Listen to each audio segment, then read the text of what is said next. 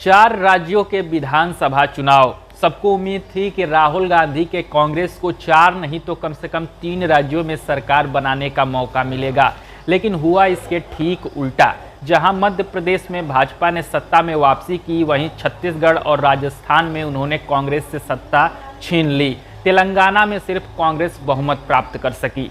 इससे पहले जब कर्नाटका के चुनाव नतीजे कांग्रेस के पक्ष में आए थे, तब चुनाव विश्लेषकों ने कहा था कि 2024 के लोकसभा चुनाव में कांग्रेस भाजपा को टक्कर देगी। लेकिन अब जिस प्रकार से 3 राज्यों में कांग्रेस हार चुकी है, ऐसा साफ प्रतीत हो रहा है कि 2024 के लोकसभा चुनाव को भाजपा आराम से जीत लेगी। इस बीच एक बड़ा सवाल यह निकलकर सामने आ रहा है कि आखिर कांग्रेस इतने असफल क्यों हो रही है। जवाब है राहुल गांधी और उनका नेतृत्व। राहुल गांधी की राजनीतिक समझ, उनका कद और उनके कुछ फैसले कांग्रेस पर भारी पड़ रहे हैं। इस वीडियो में हम जानने की कोशिश करेंगे कि वह कौन से 5 गलतियां कर रहे हैं राहुल गांधी, जिसके वजह से उनको और कांग्रेस को लगातार असफलता मिल रही है। पहला बिंदु है कि राहुल गांधी के पास अपना वीरू नहीं है। सबको पता है कि अगर जय को बैटल और मुकाबला जीतना है तो उसके पास वीरू होना चाहिए। अब राहुल गांधी के पास अपना वीरू नहीं है। इस चीज़ को मैं एक उदाहरण से समझाने की कोशिश करता हूँ।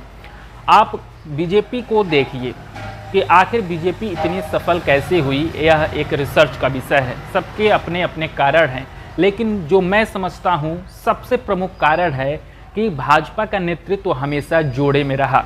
1980 में बनी इस पार्टी को शुरू में अटल बिहारी वाजपेयी और लाल कृष्ण आडवाणी का नेतृत्व मिला। अब अटल बिहारी वाजपेयी एक तरफ बहुत बेहतर बोलते थे, उनके स्पीच आज भी वायरल हैं।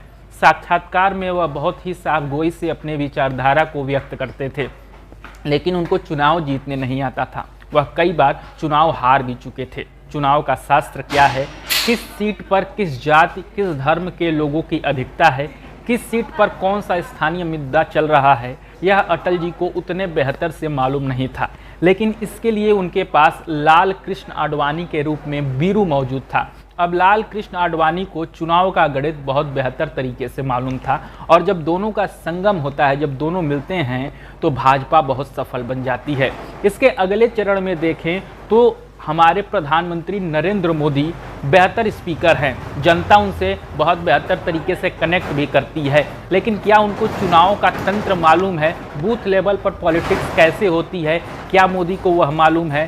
शायद नहीं। इसलिए उनके पास हैं जोड़ीदार के रूप में अमित शाह, और अमित शाह को इस प्रकार के पॉलिटिक्स का खूब ज्ञान है। बूथ लेवल पर कैसे चुनाव लड़ते हैं, कौन सा स्थानीय मुद्दा है, किस सीट पर किस नेता को उठाना है, कौन से जाति कौन से धर्म की अधिकता किस सीट पर ज़्यादा है, इसका ज्ञान अमित शाह को खूब है। और इस वजह से नरेंद्र मोदी और अमित शाह का जब संगम होता है, जब दोनों जोड़ी मिलती है, तब भाजपा सफल होती है। अब राहुल गांधी के पास उनका जोड़ी नहीं है। राहुल गांधी बेहतर बोलते हैं, उनका स्पीच वायरल होता है, विदेशों में उनको बुलाया भी जाता है, लेकिन इन सब चीज़ों से चुनाव तो नहीं जीता जा सकता। इसलिए चुनाव जीतने के लिए आपको अमित शाह या लाल कृष्ण आडवाणी टाइप का कोई जोड़ीदार चाहिए, और राहुल गांधी के पास मौजूद नहीं है। दूसरा बिंदु है राहुल गांधी की महात्मा बनने की कोशिश। सीधे तौर पर हम लोग देखते हैं कि राहुल गांधी को चुनाव में उतना इंटरेस्ट नहीं है। कई बार तो यह लगता है कि वह एक राजनेता नहीं है, बल्कि एक सामाजिक कार्यकर्ता हैं जो अलग अलग मुद्दे पर केंद्र सरकार को घेरते रहते हैं। दिसंबर 2017 में कांग्रेस के अध्यक्ष राहुल गांधी बनते हैं, और 2019 जुलाई में वह इस्तीफा दे देते हैं। 2019 के लोकसभा चुनाव में उनकी लड़ाई सीधे नरेंद्र मोदी से थी, और इस लड़ाई में वह हार गए। इस हार के बाद उन्होंने त्याग पत्र दिया। दरअसल त्याग पत्र यह दिखाता है कि राहुल गांधी को संगठन चलाने में अब कोई दिलचस्पी नहीं थी, या फिर उन्हें ऐसा लग रहा था कि वह संगठन के लिए बेहतर कार्य ही नहीं कर पा रहे हैं। हर हार के बाद आपने सुना होगा कि राहुल गांधी यह कहते हुए नजर आते हैं कि विचारधारा की लड़ाई जारी रहेगी।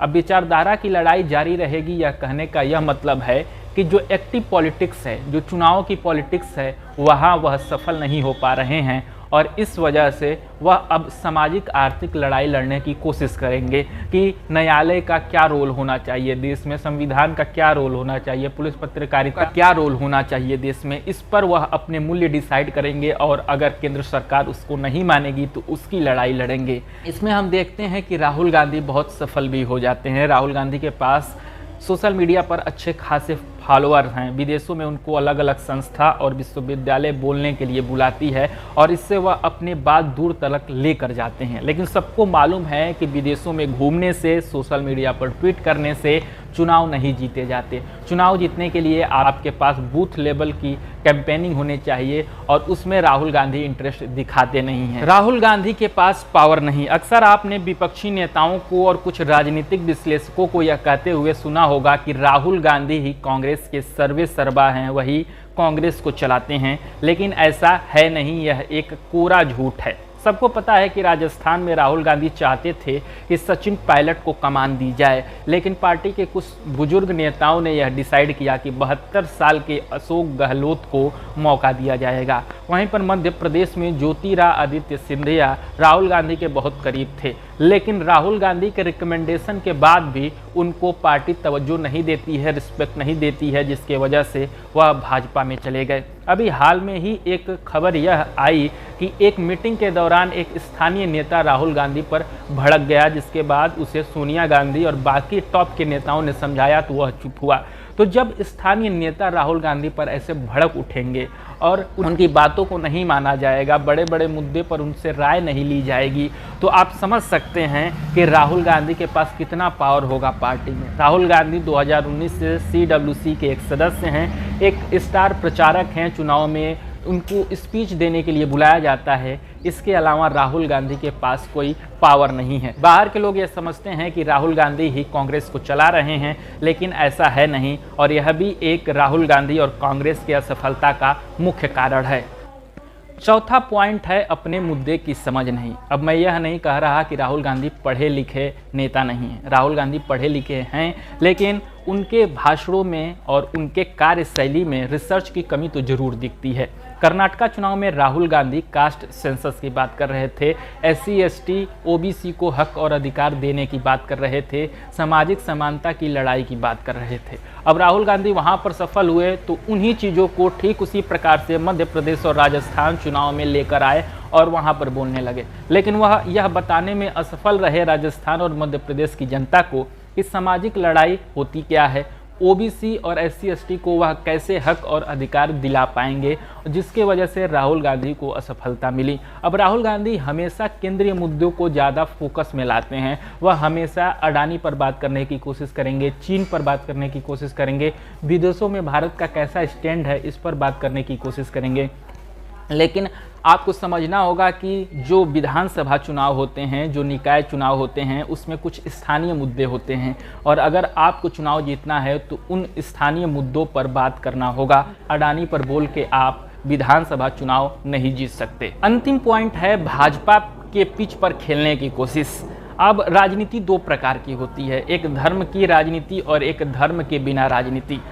कांग्रेस का इतिहास यह रहा है कि वह हमेशा धर्म के बिना राजनीति करते हैं, वह राजनीति में धर्म को इन्वॉल्व नहीं करते हैं। वहीं भाजपा का यह इतिहास रहा है कि वह हमेशा धर्म की राजनीति करते हैं। अब आप यह नहीं समझिएगा कि धर्म की राजनीति ज़्यादा अच्छी है, धर्म के बिना राजनीति खराब है। दोनों में अच्छे और बुरे लोग हो सकते हैं।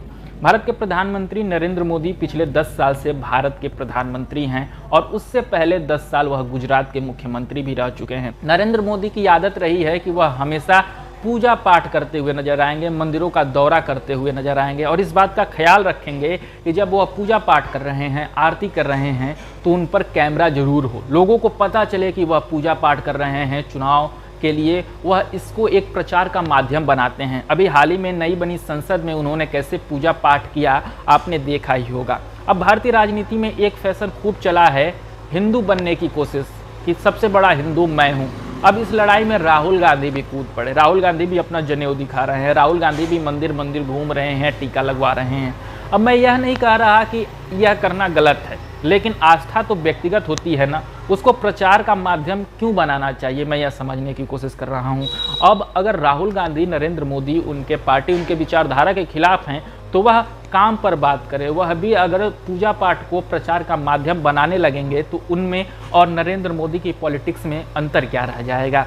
तो तो यह कुछ बिंदु थे दोस्तों जो मुझे लग रहे हैं कि जिसके वजह से राहुल गांधी और कांग्रेस को लगातार असफलता मिल रही है। इस पे आपका क्या कहना है आप कमेंट बॉक्स में ज़रूर बताइएगा। वीडियो बेहतर लगी हो तो अपने दोस्तों तक इसको भेजिएगा। बहुत बहुत धन्यवाद।